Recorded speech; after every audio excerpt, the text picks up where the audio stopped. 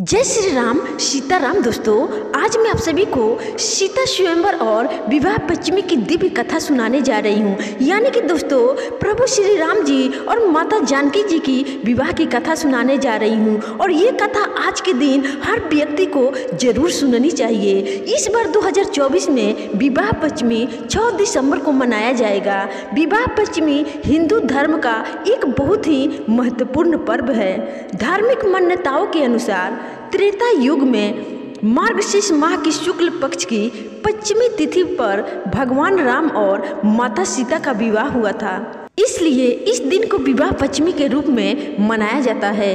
इस दिन सभी मनुष्यों को भगवान राम और माता सीता जी की विवाह कथा अवश्य सुननी चाहिए और हो सके तो रामायण या रामचरितमानस का भी पाठ इस दिन जरूर करना चाहिए और भगवान राम की महिमा का गुणगान करना चाहिए। ऐसा करने से आपकी शादीशुदा जिंदगी में सुख और समृद्धि आती है। अविवाहित लड़कियों को उत्तम वर की प्राप्ति होती है और अविवाहित लड़के को सुंदर सुशील दुल्हन की प्राप्ति होती है। विवाह पंचमी के दिन विशेष पूजा अर्चना भी की जाती है, जिसमें भगवान राम, देवी सीता, लक्ष्मण और हनुमान जी की मूर्तियों का विशेष पूजन होता है और प्रभु श्री राम और सीता जी की विवाह कथा सुनी जाती है। इसलिए दोस्तों, आज और अभी मैं आपको प्रभु श्री राम और सीता जी की पावन पवित्र विवाह कथा सुनाने जा रही हूँ। ध्यानपूर्वक जरूर इस कथा को आज के दिन सुनिएगा। दोस्तों, सीता स्वयंवर और विवाह पंचमी की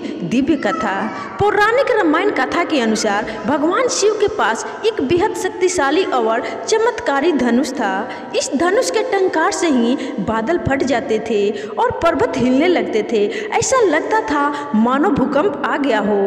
इसी धनुष के एक तीर से महादेव शिव ने त्रिपुरासुर की तीनों नगरियों को ध्वस्त कर दिया था। इस धनुष का नाम पिनाक था। देवी और देवताओं के काल की समाप्ति के बाद इस धनुष को देवराज इंद्र को सौंप दिया गया था। देवताओं ने राजा जनक के पूर्वज देवराज को दे दिया। राजा जनक के पूर्वजों में निमि के ज्येष्ठ पुत्र देवराज थे। शिव धनुष उन्हीं के धरोहर स्वरूप राजा जनक के पास सुरक्षित था। उनके इस विशालकाय धनुष को कोई भी उठाने की क्षमता नहीं रखता था। कहते हैं माता सीता बचपन में जब पूजा के लिए धनुष साफ करती थी तो उसे बाएं हाथ से उठाकर वहां के स्थान को साफ करती थी। यह देख राजा जनक ने निर्णय लिया कि जो मनुष्य इस धनुष को उठाकर इसकी प्रत्यंचा चढ़ा देगा उसी से सीता का विवाह होगा। जब सीता स्वयंवर के समय शिव के धनुष को उठाने की प्रतियोगिता रखी गई तो रावण सहित बड़े बड़े महारथी भी इस धनुष को हिलाने में असमर्थ रहे। इससे राजा जनक बेहद चिंतित हो उठे। तब गुरु विश्वामित्र जनक जी को बेहद परेशान और निराश देकर श्री राम जी से कहते हैं कि हे पुत्र श्री राम, उठो और भवसागर रूपी इस धनुष को तोड़कर जनक की पीड़ा का हरण करो। तुलसीदास जी ने श्री रामचरितमानस में लिखा है, उठाहूँ राम भजहु भव चापा, मेटहु तात जनक परितापा। इस चौपाई में एक शब्द है भव चापा, अर्थात इस धनुष को उठाने के लिए शक्ति की नहीं बल्कि प्रेम और निराकार की जरूरत थी। यह मायावी और दिव्य धनुष था। उसे उठाने के लिए देवीय गुणों की जरूरत थी। कोई अहंकारी उसे नहीं उठा सकता था। इसलिए सबसे पहले भगवान श्री राम ने धनुष को प्रणाम किया।